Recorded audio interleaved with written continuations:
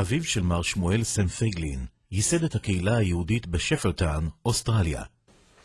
1981, I went in with my wife to the Rabbi, and the Yiddish were usually very short at those times, but the Rabbi spent quite a bit of time. We talked generally about education. He mentioned to me, and it was sometime we must have just put down the foundation stone for one of the buildings here, and I mentioned that we're having trouble getting money. So he mentioned to me, you should know, Yiddish in the Shomes, and we have a young Heid, können sie machen für Leuten für Iden. Und Geld kann man bekommen mit Zinsen. Und das die Yiddische Shomes auf den Drahtenen. With Jewish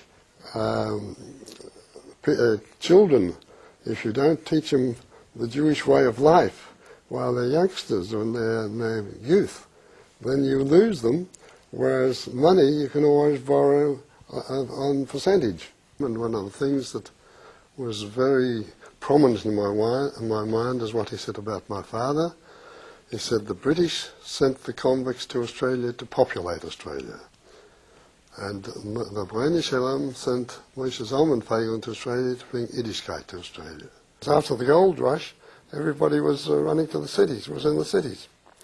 So the government then asked the Jewish people of Melbourne whether amongst the new settlers who were coming from Israel and all over the world, could they establish a community in the country in Shepparton. And so when they heard my father had experience in agriculture, because he worked for Baron the Rothschild in Israel, helping develop there when they got there in 1980.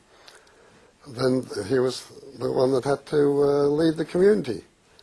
So he insisted that there must be at least 1 million Iden and a Sheikh Melamed, otherwise he's not interested in going. Because he says the children have got to be looked after. And that's how the whole thing started, the Shepparton community. And he had to write to the chief rabbi of Israel. He used to send him out a different Sheikh Melamed every 2 years, because as soon as they came to Shepparton and did their 2 years contract, Melbourne took them over.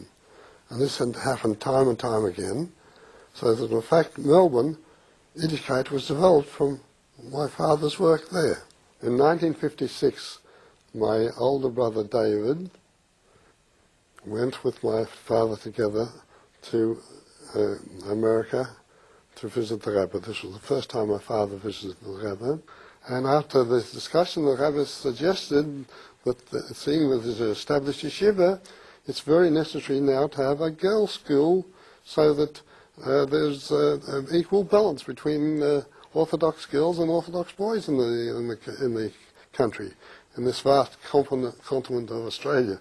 And the Rabbi said, what's more, I want to make a partnership with you in establishing this Besrefke, and he arranged for a check of $100 with his signature that he should be a partner in the Besrefke of Melbourne. If the Rabbi hadn't made himself a shutaf and insisted that this be established, it gave it the impetus and the strength to get out and get the thing going.